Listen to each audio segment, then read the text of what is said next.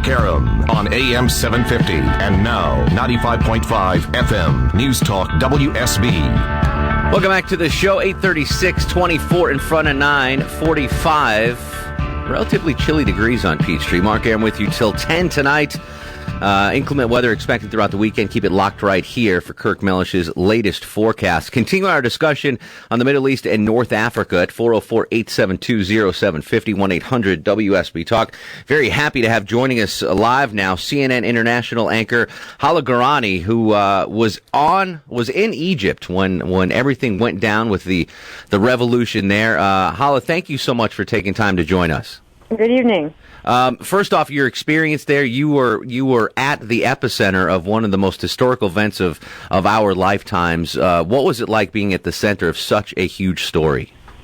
Well, I've been covering the Middle East for about a decade, a little more than a decade, and I didn't think truly, Mark, that in my lifetime I would see an Arab autocrat, a dictator of the largest, most populous Arab nation taken down by the sheer force of street protests. I mean, in the Arab world, power usually changes hands either as the result of a coup, or power changes hands in a hereditary manner in some of the monarchies or constitutional monarchies in the Gulf, for instance.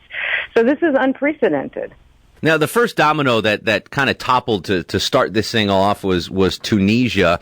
What do you credit what has happened in Tunisia and Egypt and now in Libya? What was the spark that started all this? Well, it started tragically and quietly with the self-immolation, the suicide of a street vendor in Tunisia who was unhappy because he felt like he wasn't getting the economic opportunity to deserve. The street vendors in that part of Tunisia felt like they were being harassed and discriminated against by the authorities and by police.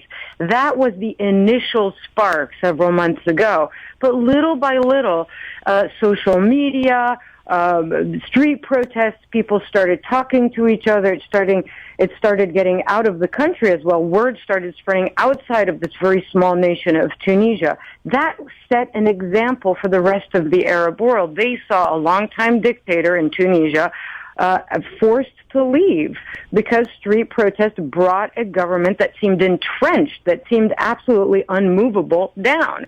And that's what started it. It was the power of example. And that's something that's very interesting right now because we're able on YouTube and on Facebook and on Twitter and all the rest of it to see things that are going on in one part of the Arab world, and that is inspiring young people determined to change things in another part of the Arab world. Talking to Hala Gorani from CNN International News in Egypt during the Egyptian Revolution. A combination of what feelings when you were there? Obviously excitement because of the story.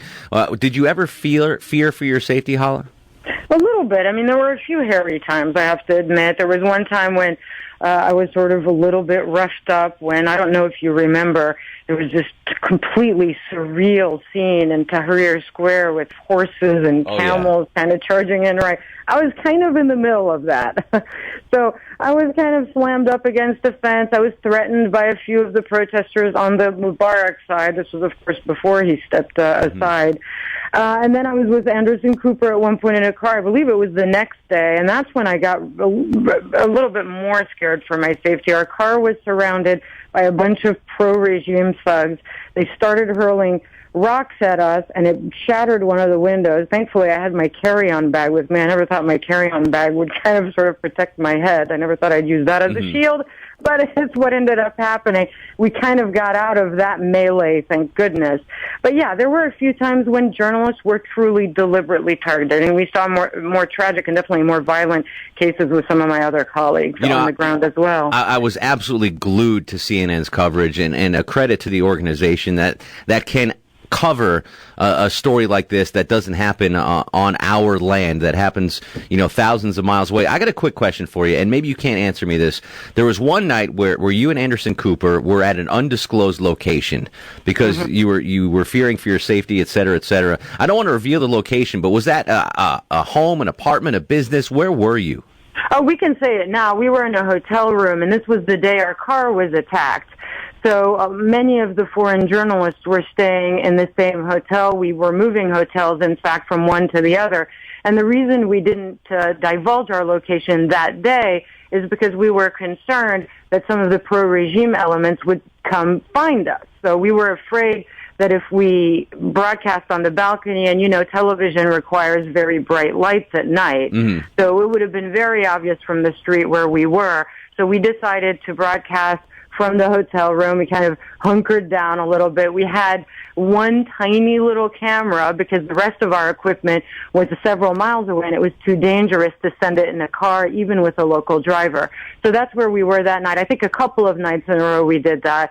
And then by night 3, we considered that it was safe enough to start broadcasting again from that location in central Cairo. We were literally a few blocks away from Tahrir Square. Other broadcast organizations were several miles away. So they were able to continue using those lights and continue using the rooftops of the buildings they happened to be broadcasting from. But we were much closer at that time. That was such unbelievably powerful television, and it was so, TV outlets, and we are one of them here at Channel 2. We spend so much on set design and making sure everything is pretty and fancy and flashy. That was the most powerful television I've ever seen, and you guys were just in a hotel room with one camera and one light. We were starting to say, well, you know what, we should do every show like that every night. Let's just broadcast our show from our BlackBerry, and everybody's going to start loving it.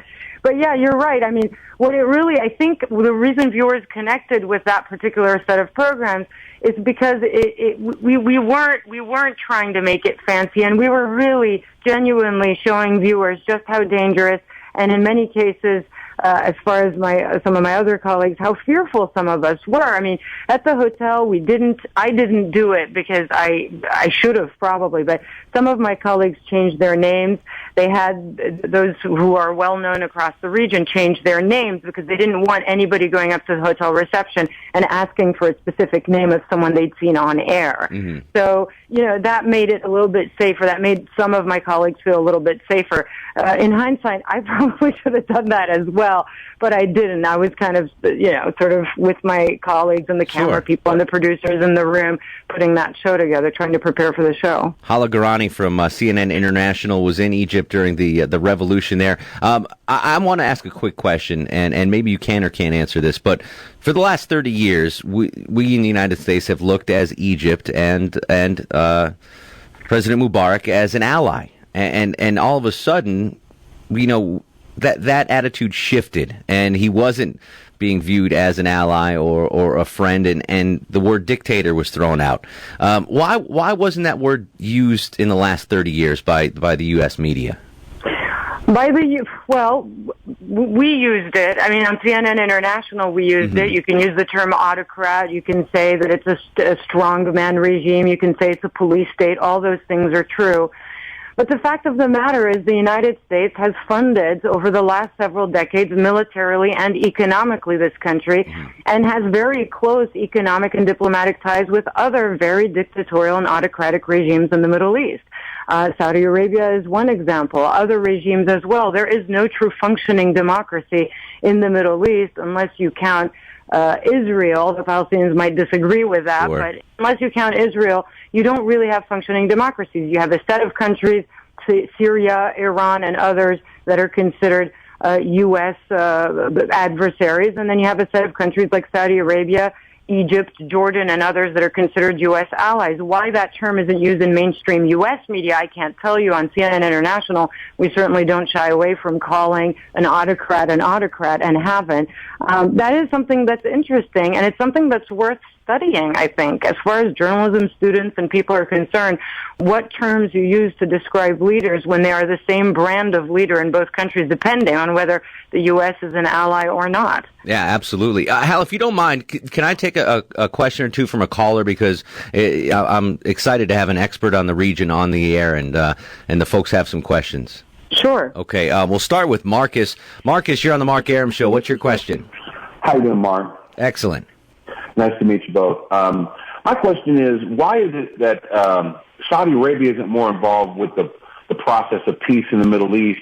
Because it seems that, it's their region and they have the most money and the most power there.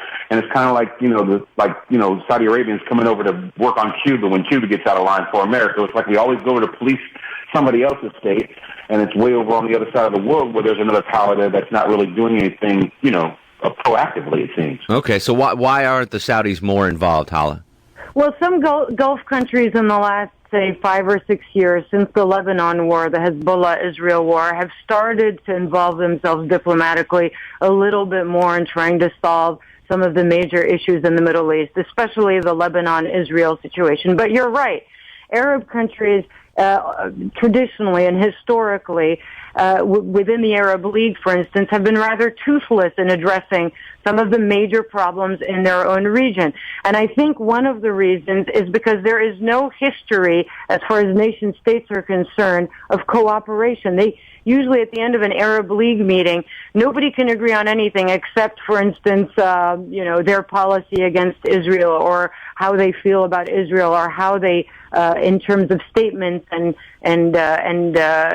communiques, are critical of Israel's actions. But there is very little historically tradition in this region of Arab countries cooperating with each other politically, diplomatically, in order to sort of help each other or strategically cooperate. That is the case. And then there is the history diplomatically, there is historically Europe and the U.S.'s historical involvement in the region. So this is something that is going to have to change for that region to evolve. And I think Arab youth who have instigated these revolutions want that to change. Let's go to Salah next. Salah, you're on the Mark Arum Show. Yes, sir. How are you? Excellent. I'm telling you, I'm so nervous. I'm scared, but I had to call you. Okay. I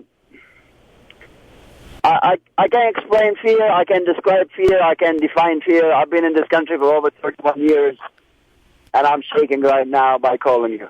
Why are you so nervous? It's fearful. It's very, very fearful. You can have a PhD degree about the Middle East, and particularly about Libya, and you will practically be scratching the surface, not really getting in any details. To be honest with you, it's the man is crazy. Gaddafi, you're talking about. I mean, it's beyond crazy. It's a crazy person probably will not survive this long. Okay, let's stop you there. I didn't hear a question coming anytime soon, Hala. Let's talk about Libya though briefly, Hala. What are the latest developments there, and what can we expect to see in that country? Well, it's starting to become a very complicated situation in Libya, because what started as an uprising is more and more starting to look like a civil conflict. It looks like the opponents to the regime of Muammar Gaddafi have the willpower and the arms, in many cases, to withstand the onslaught of the Gaddafi regime forces. So in eastern Libya, for instance, where we saw a horrific bombing of an arms depot near Benghazi that killed at least 17 people, we're seeing the rebels fight armed forces from Gaddafi. The rebels are joined now by some defectors from the military and other government ministers from the Gaddafi regime, and we're seeing a real split. And this is starting to look scary, and it's starting to look like it might be a sustained situation, that it might go on for several weeks, if not months. The world's eye focused on Libya, waiting to see what happens in Iran. The Egypt revolution is still fresh in our minds and still not a settled situation. Very historic, important times going on before our very eyes. And Hala Gorani, I'm so happy you were able to join us tonight and share your experiences. My pleasure. And you can follow Hala on Twitter at Hala Gorani. At Hala Gorani, yes, if you could spell it. HalaGorani. We love your work on CNN International, and thank you again, Hala, for taking time out to join us. All right, my pleasure. Good evening to you. Take care.